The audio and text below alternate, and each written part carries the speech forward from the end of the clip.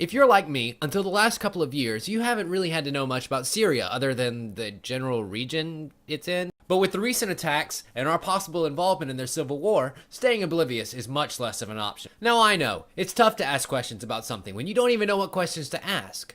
And asking the basic questions makes you look stupid. Don't you worry, I'm here. My name is Tim, and in this video, I'm going to show you mostly everything you need to know about Syria. Syria is a country in Western Asia. It's bordered by Lebanon and the Mediterranean Sea, Turkey, Iraq, Jordan, and Israel. The capital is Damascus, and is currently being led by this man, Bashar al-Assad.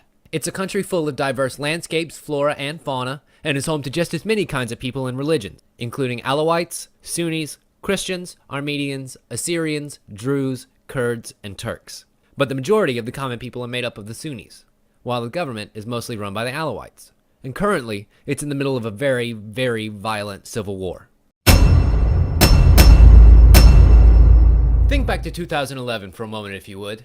Charlie Sheen was still winning, Rebecca Black had just stolen our hearts, and Steve Jobs just changed our lives one last time. But in that, a glimmer of hope. The peaceful protests in Egypt and Tunisia. The event that would eventually become known as the Arab Spring. The Syrian people, inspired by the relative success of those actions, decided to do the same.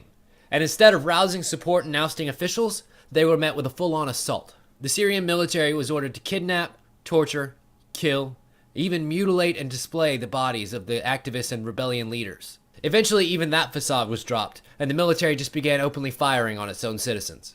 Until the people began to fight back, and the fighting has only escalated since. And now, with reports of Assad giving order to use sarin gas and other chemical weapons, people are paying attention to a conflict that has already cost 100,000 civilian and government lives, as well as created 2 million refugees, over half of which are children.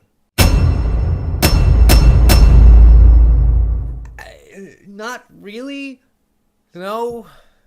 See, here's the thing. Taking option 1 could provide a quick solution to the immediate problem, but because class lines also fall along religious lines, the Alawite government really doesn't want to lose out of fear that the Sunni populace would take revenge for the decades of oppression by Assad and his father Hafez. Link's down there. Option 2 isn't a good idea because giving arms to the rebels would promote the religiously militant amongst them to take control of the movement again. See Afghanistan in the 1990s and the subsequent Taliban takeover of that movement in 1996. Both of these options, of course, lead the US into yet another very costly war that at best case scenario creates a huge power vacuum, as described much better in this wonderful video by Zakaria that you could just watch instead of listening to me babble on about it.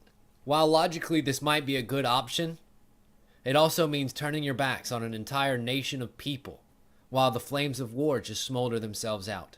Assad has broken one of the rules of war, which might be one of the most oxymoronic statements devised by man, and has used chemical weapons on his own people. Weapons of this type, sarin, mustard, phosphine, argon, whatever, all of them.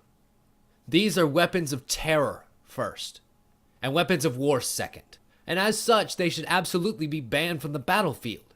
But short of loading them all into a rocket and making sure it's on a trajectory to the sun, what can you do? Instead, you just have to make everyone agree under a severe penalty not to use them. But how does the Earth punish someone who broke the rules? And more importantly, who has to carry out the punishment? This has been Tim Talks. I'll see you next time.